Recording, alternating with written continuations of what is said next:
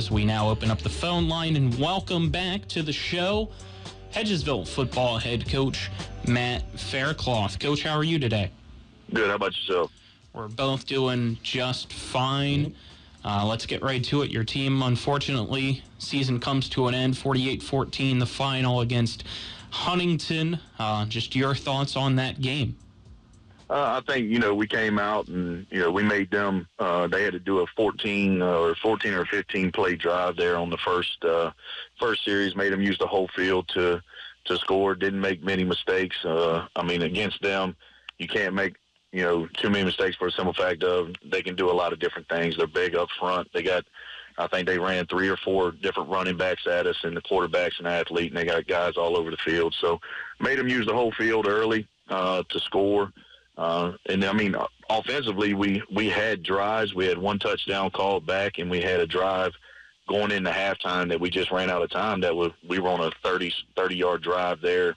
And then our drive at the end of the game, we were on our way to score. We were probably about 5 yards outside the red zone when time just ran out. So, our young guys competed. We went down there. We did some good things that we can go into the off season and continue to build on. Obviously, no one's completely satisfied in a loss, but it does sound like that you do take some satisfaction away from that game and their performance from your team there, Coach. Is that fair to say? Yeah, I think we competed better as far as having the mindset of going out. Yes, without a doubt, if you look at it, with Huntington now, we played the 1, 2, 3, 4, 8, 9, and 13 in Quad A, and Nitro on the AAA side, and then Albert Gallatin out of PA. We haven't played the easiest of schedules, but there was games in there where, we didn't really compete up to the standard of which we want to compete at. So I think Friday night they came out and competed early and did some things that we weren't able to do against the elite teams earlier in the year. So for going forward, there were some really positive things that we found in that game Friday night. But at the end of the day, we still want to win, and that's the goal of taking this momentum into the off season and trying to find the things that we want to build on and correct. Looking back on the season as a whole, how do you define the season? What are some just defining moments as well from the season? I think if you look at our season, it was all about growth, and like I said, I just named it all. We didn't play the easiest of schedules with a young group.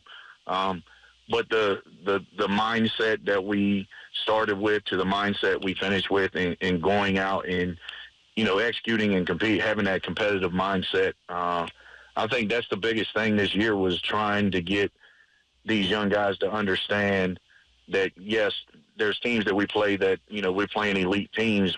The small things matter. Don't let them become big things. And I think Friday night there was times where we were controlling the little things better. And not letting them snowball into really, really big things. But there's still things that we got to work on. But the good thing about it is we return almost 90% of our roster next year, and going forward, it's just now there's no excuse of being young anymore. Now you got to go do it. Sure, it could be easy to listen to you talk about all the teams that you played not having an easy schedule in the regular season and say, well, hey, if you scheduled some easier games, you could have won some more and been a higher seed, not had to play Huntington in that first round. I'm going to guess you don't look at it that way. How do you, when it comes to making that schedule, how do you look at it? Well, you look at it, most of them are in conference. At the end of the day, you're still going to play those teams. And then out of conference, Nitro, when we scheduled Nitro, they didn't have the roster they had. But at the end of the day, it was an opportunity for our kids to go out and compete against some really, really good players. We had Parkview and Dominion on the schedule already. But now you look at going into 2027 when, the combined conference, the mega conference starts with, adding Morgantown and University and Wheeling Park on a yearly basis.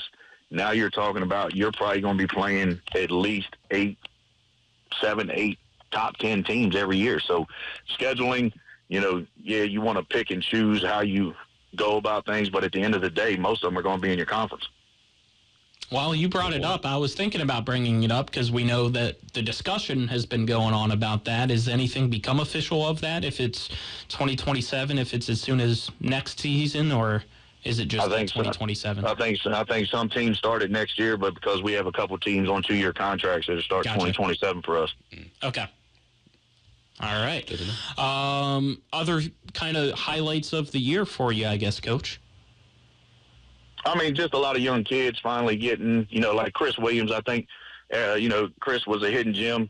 Chris really had a really good year for us. And a lot of these young guys that got some time, and now people are going to be able to see them over the next 2 or 3 years start to develop and start to, become the players that people talk about. And that's the best part about this thing is this year is, yes, we're young, but we returned 90% of our roster, and, they're already in my office now ready to start back lifting on Monday. So we're going to get back after it and, start this off season and get back in the process of trying to build this thing back.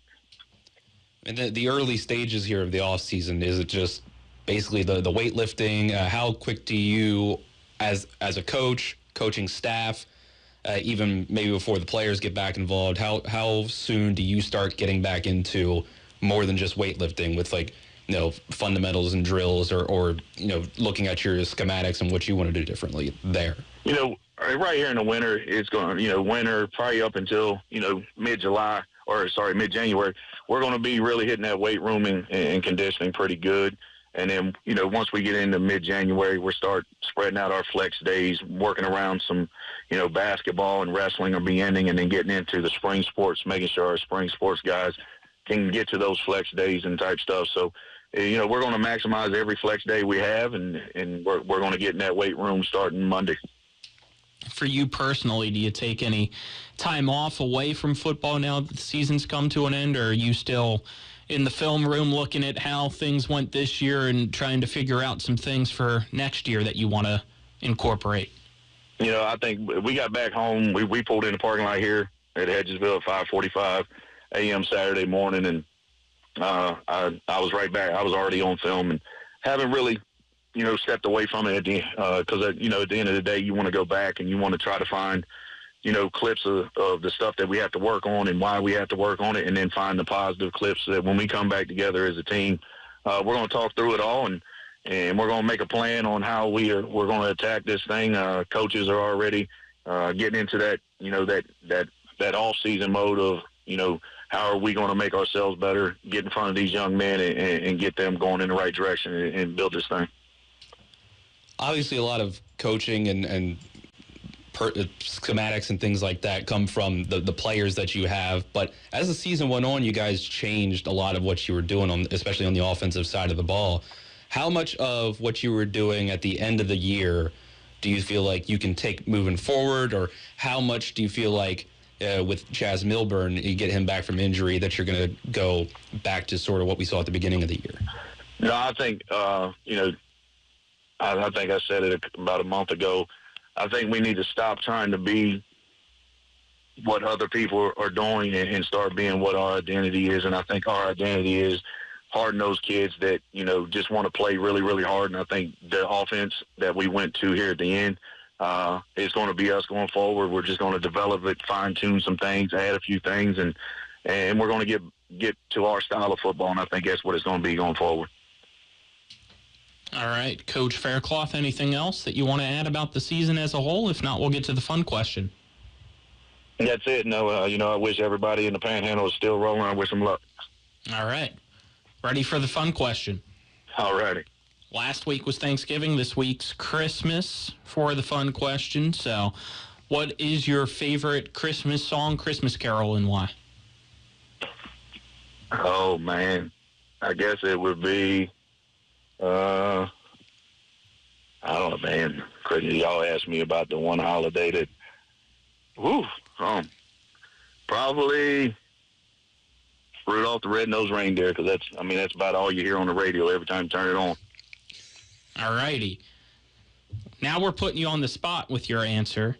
We're hoping that you can finally be the coach that does it. Well, you sing us some of Rudolph the Red-Nosed Reindeer here. Your favorite. Oh, man, you ain't getting me on the live air doing that. No, sir. Come on. You don't want to be different than all the other coaches out there? I'm already different. Not in this case. Fair enough, but not in this case. We found something that all the coaches can agree on, yeah. Yeah. All right. All right, I appreciate it, fellas. Appreciate the time as well, Coach. Thank you.